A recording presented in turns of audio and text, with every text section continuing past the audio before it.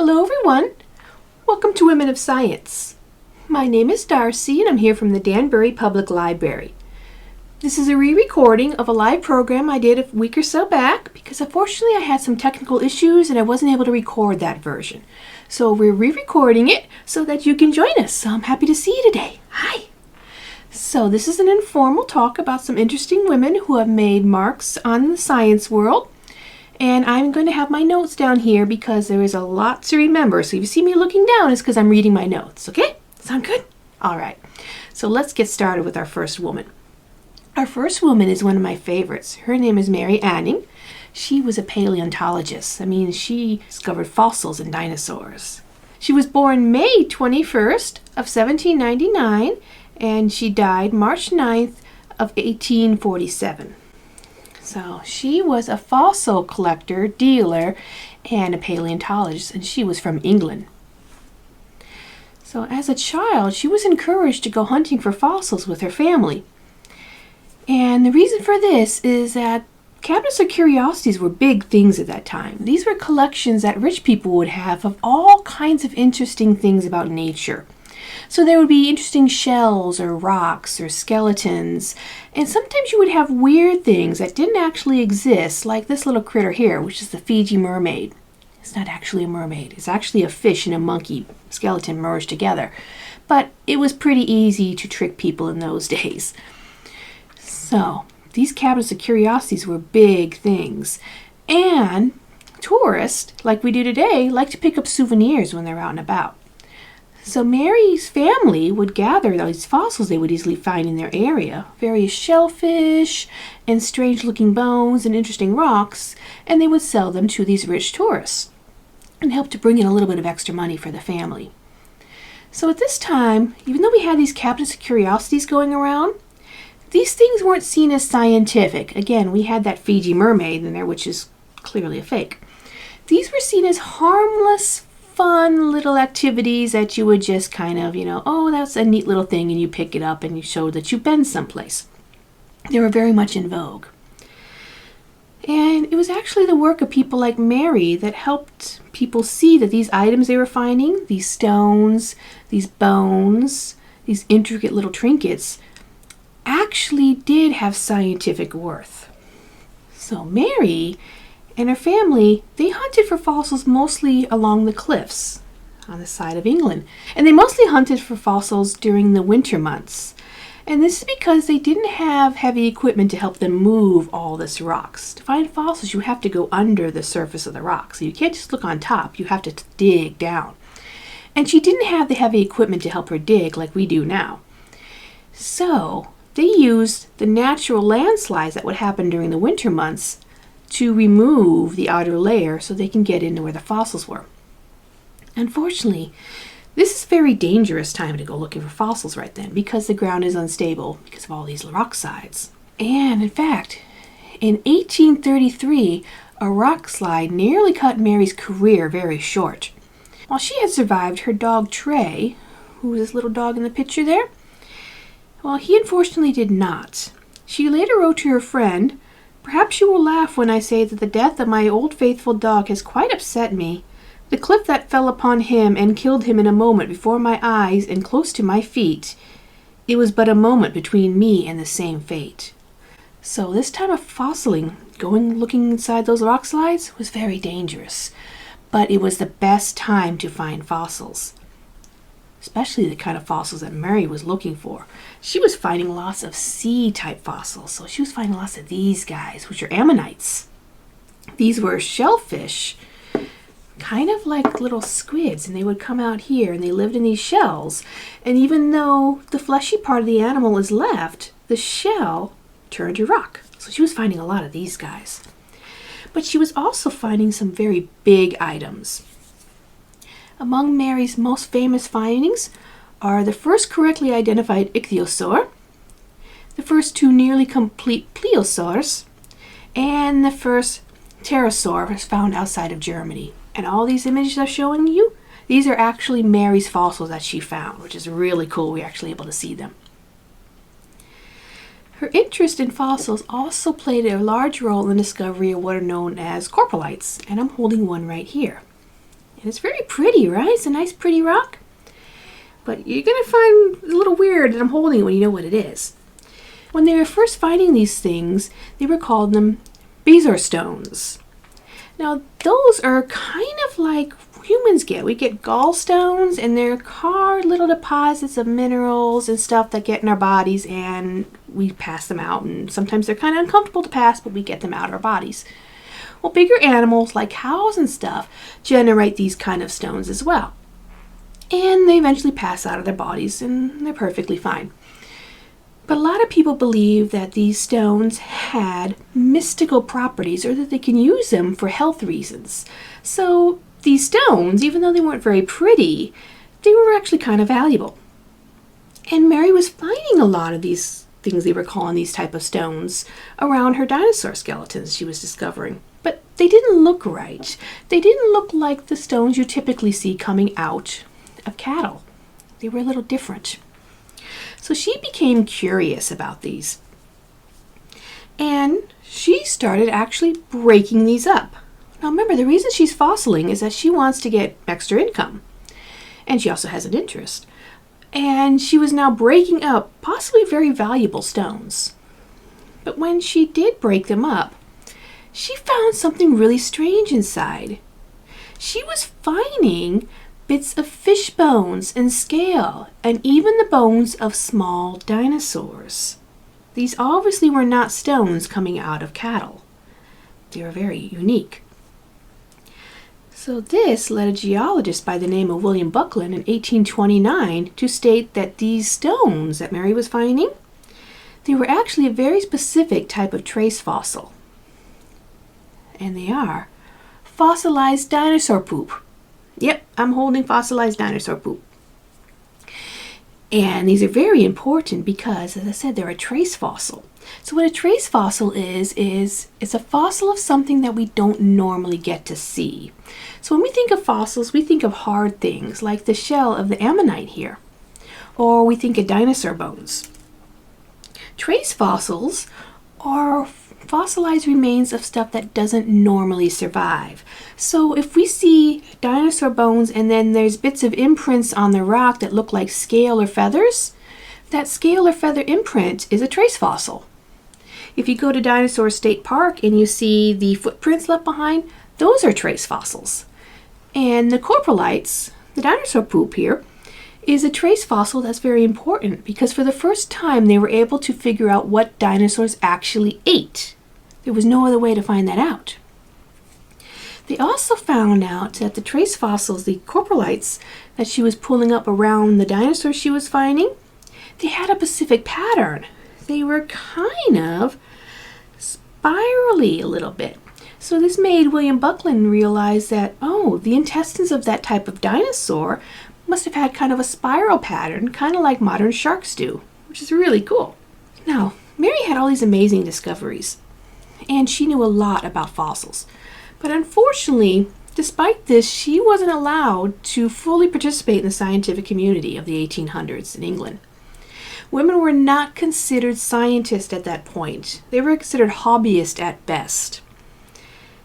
And while many people went to Mary for advice and to buy fossils from her, she was not allowed to join the newly founded Geological Society of London. And this society, even though it was very new, was very quickly becoming influential. So if you wanted to be anyone in geology and fossil and paleontology, you had to be a member of the society. And Mary wasn't permitted to join. In fact, she wasn't even allowed to go to any meetings, not even as a guest. It was all because she was a woman. In fact, despite the fact that she knew more about fossils than the men whom she sold the fossils to, it was those men who wrote the papers about the fossils, so they gained all the credit about the discovery, not Mary. Her friend Anne Pinney once wrote of Mary.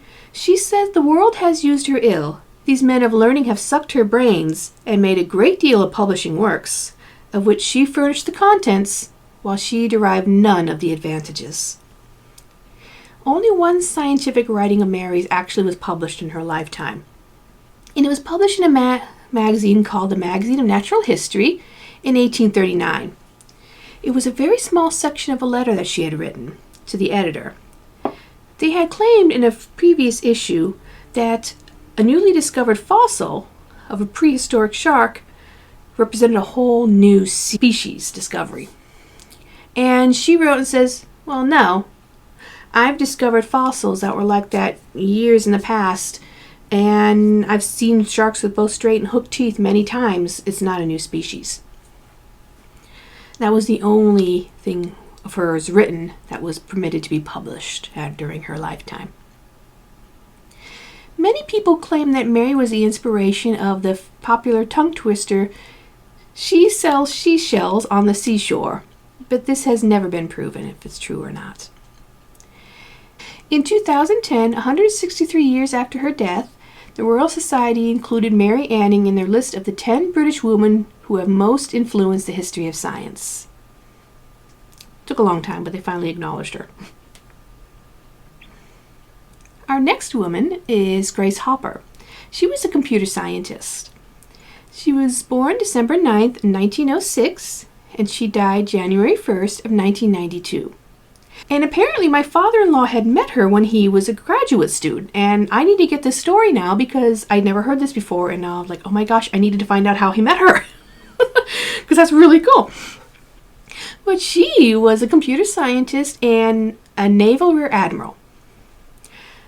And she was one of the first programmers of the Harvard Mark I computer, which was this monstrous machine. I'm putting a picture in here. It's gigantic. This machine was 51 feet long, 8 feet high, 2 feet deep, and weighed a staggering 9,445 pounds. It's a massive, massive machine. It could handle up to 3 calculations per second, or 3 hertz. Now, most cell phones today, they run at 1.85 gigahertz. This means that your cell phone can handle 1,800,000,000 instructions in a single second. That's a lot more than that huge monstrous machine, right? Yeah. And it's a much smaller package. We've come a long way in computer technology. Still, the Harvard Mark I was an amazing machine for its time. It was also amazingly hard to program. But Grace Hopper knew a way around this. She had an idea of how to make it even better. Grace popularized the idea of machine-independent programming languages. So a programming language is how we interact with a computer. It's how we tell the computer what we want to do. Because even though computers seem like they're highly intelligent, they really don't have any brains inside them. Nope. It all goes down to what the human on the other end of the computer is telling the computer to do. We haven't figured out AI yet. We're working on it. These machine-independent programming languages are very important because when Grace started working on all these ideas, you had to do a different programming language for each computer. So if you had the Harvard Mark I, you had to program it one very specific way. If you ran into another type of computer, you had to program that a very specific way. And each time you entered a new computer, you had to learn a whole new programming language. And these languages were not easy to understand. Machine-independent programming is a type of language that allows you to use the same type of programming language with multiple types of computers. So, one that she developed was one called COBOL. C-O-B-O-L. And it is still in use today. Remember, this was a ways back. And we've had massive leaps in computers, right? From those gigantic, huge ones like that Mark I to our regular cell phones that can do a lot more. COBOL is still being used. In fact, it's such a robust, which means it's such a strong, hard-to-break language that this is used by businesses. Companies that don't want to possibly have a little thing go wrong in the code and their whole business goes up in smoke and disappears from the net. They use COBOL because it is so hard to break. It is such a forgiving language that even if a good chunk of it is miscoded, it will still work. It's very, very good language. And COBOL can be used on any type of computer. Most computer languages are like that. we have some that are specialized now. So if you're on an Apple machine or you're on a PC, well, sometimes some languages can't cross over, but most are intercompatible. In fact, I went to look to see how many computer languages are out there, and it's estimated there are over 700 computer languages that exist. Now, most of these aren't being used today. A good chunk have been retired because other ones have come along that are a little bit better. So there used to be C language, so now we have C+, a little bit better than C, so it's kind of replaced it. And now we have C++, which is better than C+. So there's always advancements. So Grace made this computer language, and the way she did it is she created what are known as compilers. And compilers are very important because computers don't think of language in the way that we do. They don't use words. They use numbers. In fact, they only use two numbers, zeros and ones. This is known as binary. So if you never noticed, when you go look at the on-off switch on a lot of your computers and your digital devices and even your TV remotes, it looks kind of like a circle with a 1 going through it. Well, that represents 0, which is off, and 1, which is on. So it's binary. And binary is great for computers. They can handle it no problem. We have a hard time with it. Humans as a whole, we tend to have a bit of a problem when it comes to long strings of numbers, especially when those strings of numbers only include ones and zeros. It's very easy for us to lose track. So coding in that way is difficult for humans to keep track of. And they used to previously use punch cards or punch sheets where you would have holes punched for the ones and the spaces filled in for the zeros. And this worked great, except if you accidentally put the punch in the wrong spot, well, you've thrown off your whole code. Or if you have them in the individual cards and you drop the pile and they got out of order, now your code doesn't work. And this could have disastrous results. Because at the time when they were doing these computers, these huge gigantic ones, they weren't really using them for businesses and they weren't using them to surf the internet. They were actually using them to control things like space travel. This was the stuff being used by NASA and by the military. So having a bad calculation come through could have disastrous results. You could send an astronaut up into space and expect him to come down at a certain trajectory in a certain spot. But if your coding was off, you may end up dropping him someplace that is not safe. So they needed to make sure that everything was going in there exactly correct. Very hard to do when you're dealing with ones and zeros. So Grace came up with this compiler. And the compiler, that is what she was using it for, was to take the codes, the zeros and the ones, and using the compiler, translate that into an English phrase. So we could say, do this, and the compiler would then translate that English into the number sequence that the computer can then read. An easy way of seeing this back in the early days of the internet, the mid to late 1990s, was our URLs. Now you know that URL where you put the address for where you want to go? So if you wanted to go to the library's website, you would put in danburylibrary.org and it would take you right to the library's website. The URL is great. We know exactly where we're going now because it says Danbury Library. I'm going to the library's website. It's very easy for us to remember. But if we were in the mid to late 90s, there was another way we can get to that website. And in some websites, you actually had to remember what's known as an IP address. It is a numeric code. So for the library, that would be 162.144.76.206. And if you put that into the URL bar, that would have taken you to the library's website. It doesn't work so much now because now there's all kinds of extra security. So if you try that, it'll just go, oh, I see where you're trying to go, but there's something else missing here.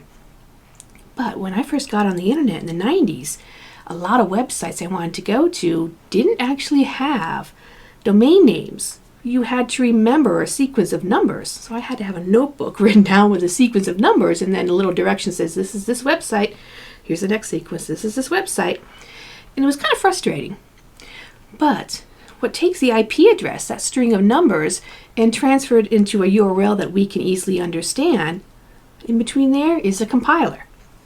Compilers are also used to make coding a website much easier. So, if you're making a website and you have a header where you have your title of your page and your navigation buttons and your pretty picture on the top, well, before compilers, you would have had to go ahead and do that same long sequence of code on each and every page. It's very annoying. But now, you can actually build that long sequence of code, like 50, 60 lines of code, and with the compiler, transfer it to a bracket that says header here, another bracket. Put that little bit into your code, and then it reads it and says, oh, I need to go get that long list of code and stick it in here. Makes coding a lot easier. And that was all thanks to Grace. She was also credited with coming up with the term debugging. So when we debug a program, it means that we're looking for an error. Something's gone wrong and we need to find out what happened so we can fix it and get the code running properly. And this happened because one day, Grace and her team had something go wrong with the computer and it stumped them. They just couldn't figure out what was happening. Everything seemed to be in order. The code seemed to be fine. What was wrong? So she opened up the back of the computer and inside she found a moth. A little moth. It was dead. It had flown to the computer and gotten stuck and it was causing a short. So she pulled the moth out and taped it down into her notebook and wrote underneath the first actual bug found. And because of that, she was given credit for the term debugging. Grace was a big believer in mentorship, which is probably how my father-in-law ended up meeting her when he was a grad student. She once said, "The most important thing I've accomplished, other than building the compiler, is training young people. They come to me, and say, 'Do you think we can do this?' I say, 'Try it.' And I back them up." And that was Grace Hopper. Now, this next woman, she was an experimental physicist. So her work is going to be a little weird and a little hard to explain, but let's see if we can do this. Her name was Sheng Wu. She was born May 31st of 1912, and she died February 16th in 1997. She worked on the Manhattan Project. This was the research project that led to the development and the creation of the atomic bomb.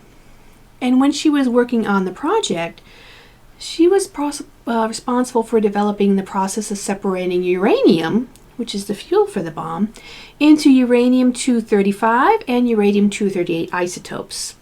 These are what was necessary to cause the boom. This process is called uranium enrichment and was very essential to the project. Now, a lot of people also worked on that project in that capacity, so that's not what she's actually known for. What she's most known for is conducting what became known as the Wu experiment, and this was done in 1956. The Wu experiment proved that parity is not conservative. Okay, this is where it starts to get a little bit weird. So parity, in most terms, means equality. So if you want to be treated the same as your friend, you want parity, you want equality. And it was initially believed that parity, this equality, would happen over all frames of knowledge. So, a way of explaining this, how they were thinking, the nuclear physicists were thinking about it, is think about a clock. So you got a clock, and we know that it goes clockwise, right? Yeah. Well, if we put that clock next to a mirror and look at the mirror side, the numbers are going to be backwards and the hands will be spinning backwards because the mirror image is the reverse of what we're seeing, right? Yeah. And they tried to prove this. A gentleman by the name of Eugene Winger in 1925 applied this to physics and he found it to be true. He used what were known as strong interactions to conduct his experiment. These are one of the 4 known fundamental interactions of nuclear physics. Now it's very important to realize that there were 4 of them and he only tested 1. Not great science. But he proved the theory, so everyone believed that it must be true completely. And then the 1950s hit, and they started messing a lot more with nuclear physics, and they were getting reactions that weren't following the rule. And Xing became very interested in this, and she wanted to find out what was going on. So she conducted her own set of experiments, but she used one of the other 4 known fundamental interactions in nuclear physics. She used weak interactions. And she got a completely opposite result. She discovered that asymmetry indicating parity violation. This means the previous theory that if you hold something up against a mirror in a mirror universe and it will act backwards, it was proven false. Her experiment said that if you take a clock and you hold it up to its mirror universe, the numbers will still be backwards like we expect to be in a mirror, but both clocks will be going clockwise. This was very strange. Now this was also a very, very important discovery on a theoretical terms. It doesn't really have any function in real life. We don't really need to know why this works or that it actually happens, but for scientists this was an amazing thing. And the reason was because it gave a way of defining left and right without actually having to use the physical bodies of humans. Not a problem for us. All over the world, we understand the concept of left and right. It's not a big deal. If we tell someone grab something on your right, we're all automatically going to go to our right-hand side. We might have some confusion if I'm looking at you and I say grab something to the right, and you reach on your right-hand side and I actually meant my right-hand side. There might be a little bit of confusion there. But it's temporary and it's not a big deal. This excited scientists because they now had a way of defining without using physical means and without any confusion or ambiguity which way was right and which way was left. And this excited them because they were thinking, well, hey, if ever we run across aliens one day and they don't have a concept of left and right for some reason, we can now tell them without there being confusion. Again, it's theoretical. We don't really need this in real life, but it made them very happy. Unfortunately, she didn't really get much in the way of credit for this.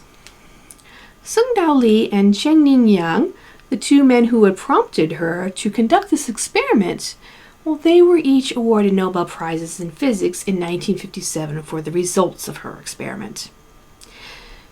Xing was mentioned in the prize-giving speech, but she wasn't given a prize. In fact, she wasn't even honored for this until 1978 when she was awarded the Wolf Prize. But a lot of people recognized her, even if it wasn't recognized officially, for her accomplishments. And she was given many nicknames because of this, including the First Lady of Physics, Chinese Marie Curie, and the Queen of Nuclear Research. Our next lady is Rosalind Franklin, and she was a chemist. She was born July 25th of 1920, and she died April 16th of 1958. She attended the University of Cambridge in England. When she graduated in 1941, she was offered a fellowship to continue her research at Cambridge. But World War II happened, and she gave up her fellowship to work instead with the British Coal Utilization and Research Association. Big long term for a group of scientists who were trying to find the most efficient use for coal. Sounds kind of useless, right? But this was actually very important back then. Coal was still a major fuel source, and it takes a lot of energy to get coal. So what they were hoping to do was to figure out which strains of coal could burn the longest and give out the most power. So by discovering that, then they could focus on harvesting that particular type of coal instead of ones that would give out very little energy and then burn up very quickly. Her research was also useful for perfecting gas masks. Now they would use coal and various charcoals in the filter to help protect people when they're wearing their gas masks. And at the time in England, they were getting hit pretty heavily by the Nazis. Lots of bombings. And there was a concern that these bombs would one day turn from the incendiary ones, the ones that hit and then explode, to ones that hit and produce a mustard gas that can be very damaging for human lungs.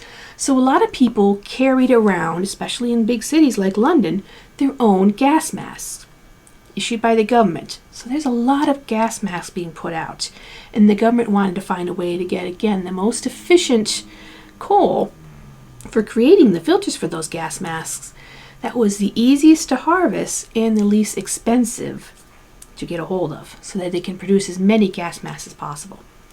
And Rosalind's research helped to do that. So after the war ended, in 1951, she began working with the Biophysical Laboratory at King's College in London. And she was a research fellow. This means that she helped to conduct research. It was there she conducted research that she is most known for. She used a process called X-ray diffraction to do this research. And this is also what she kind of used when she was dealing with the coal. So X-ray diffraction is, you would take, let's say, I don't have a piece of coal, one of the rocks I do not own actually, but I do have this. This is a kind of a milky quartz.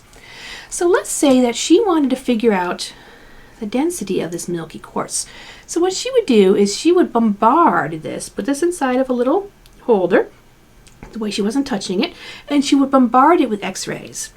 And then the X-rays would hit this and they would fracture out, go off in all kinds of different directions. And she would take a picture of that. And then she was able to then bring the picture in, and she could count how many diffractions or rays were going out, the angle between the rays, and that would help her discover the density of the object that she was using the diffraction on. Works really well with the coal because she was trying to see again how many pockets were in there, how well it could burn, stuff like that. Well, when she's working with the King's College in London, she's working on something much smaller than coal or bits of quartz. She was actually looking at the structure of DNA. DNA had just recently been discovered and not much was known about it. In fact, no one really knew how it was structured, how it was built. And she was trying to figure out how it actually looked. So she was using this X-ray diffraction to figure that out. So Rosalind, in the process of this discovery, found out that when DNA is dry, it appears short and stout, what she called A-DNA. This is what we think of when we think of regular DNA model. When it was wet and humid, the DNA became long and thin, what she called B-DNA. It was Rosalind and her team who discovered the density of DNA using the X-ray diffraction. More importantly, she discovered that it has a helixical structure, means it spins on itself. Her evidence of this discovery was from this photo here, known as photo 51. It doesn't look like much to us, but this really excited scientists because it was the first clear glimpse of the structure of a DNA molecule. Unfortunately, she didn't receive much attention for her discovery, not in her lifetime. Raymond Gosling, a graduate student who was working under Rosalind when the photo was taken, shared the image with another scientist named Maurice Wilkins, who he had recently begun working with. Rosalind at the time was in the process of leaving King's College to go on to another position. So she had kind of been released from the DNA project and released from control of the photo, which is why Gosling shared it with Wilkins. And she was unaware that any of this was happening. Wilkins then shared the photo with a molecular biologist named James Watson, who, with another biologist named Francis Crick, began investigating the composition of DNA. They used photo 51 as a springboard and discovered that it's not just one helix but two, the twisted ladder that we now know of when we think of DNA. They grabbed their model and the paperwork, including Rosalind's notes, and submitted it in 1953 to a magazine named Nature. In 1962, the Nobel Prize in Physiology and Medicine was awarded to Watson, Crick, and Wilkins. Rosalind, who had died 4 years previously, was not included in the prize, and the intern Gosling was also not included. Now, it is often debated whether Rosalind, left to her own devices, would have discovered that DNA was a double helix on her own. Notes by Rosalind from 1953 showed her closing in on the idea of DNA having the double helix, instead of her initial conclusion of a single helix. Her two manuscripts about A-DNA reached this is going to be hard for me to pronounce, reached Acta Crystallographia, a series of peer-reviewed scientific journals, on March 6th of 1953, one day before Watson and Crick had completed their model of bee DNA. There is very little evidence that she was even aware that Watson and Crick were working on their own model. Again, she didn't know that they had had access to that photo. A third draft by Rosalind about bee DNA was dated from March 17, 1953, and was discovered years later after she had died among her papers. So there is a very good case that she was actually on the verge of discovering this on her own when the two men had gotten a hold of the photo and came to their own conclusions. This debate was fueled even further by a negative characterization of Rosalind that Watson had done in his book called The Double Helix. And this is because they didn't really get along. In fact, Rosalind didn't get along well with most of the men she interacted with. She had a habit of looking directly into people's eyes when she talked to them. She could also be very concise, direct, and at times come across as a little bit impatient when talking to others. These qualities often rubbed her male colleagues the wrong way when they were expecting women to be very dissident and very meek and soft-spoken. Rosalind was none of these things. And this was a real big thing with Wilkins, who was the complete opposite to Rosalind. He didn't look people in the eye when he spoke. He was soft-spoken, shy, and slower to speak. So they butted heads an awful lot. In later editions of his book, Watson did mention that Rosalind had done a lot to aid with the discovery, and mention her accomplishments and the fact that his caricature of her was probably more biased than it really should have been. But unfortunately, during her lifetime, she did not get the credit that she really deserved. So we're going to end today's program with a woman who has just discovered something amazing. It's happened within the last few weeks. Her name is Anika Brulu, and she is only 14 years old. She is the recent winner of the 2020 3M Young Scientist Challenge. And her entry? She used in silico methodology to discover a lead molecule that selectively binds to the spike protein of the SARS-CoV-2 virus, the one that is causing COVID. What this means is that she has found a way to grab something onto that specific type of protein, and since we've done that, we can hopefully attach antibiotics and cures to that lead compound and have it specifically attack the COVID virus. That's really cool. She said she was drawn initially towards finding a cure for influenza. The previous year she had a very bad bout with it, and she was miserable. It was horrible. And she says, oh, is there a way we can possibly combat the flu? We have vaccines, but they're not terribly effective at times. Is there a way we can inject someone with a cure that would specifically go and bind directly to influenza and then eradicate it? So that's what she started out searching for. But then COVID-19 hit earlier this year, and she changed her research to lead specifically not to influenza, but to the COVID virus. She said, after spending so much time researching about pandemics, viruses, and drug discovery, it was crazy to think that I was actually living through something like this. Because of the immense severity of the COVID-19 pandemic and the drastic impact it has made on the world in such a short time, I, with the help of my mentor, changed directions to target the SARS-CoV-2 virus. Her next goal is to use her research and, with the help of scientists, develop her findings into a possible cure for COVID. So we certainly wish her good luck, and it's amazing that she came up with this wonderful thing, and I'm very excited for her, and you should be too. So those are our amazing women of science, and there are a number of other women. And unfortunately, I have a very short amount of time, so I had to pick and choose who I talked about, and I tried to pick people we maybe weren't quite as familiar with.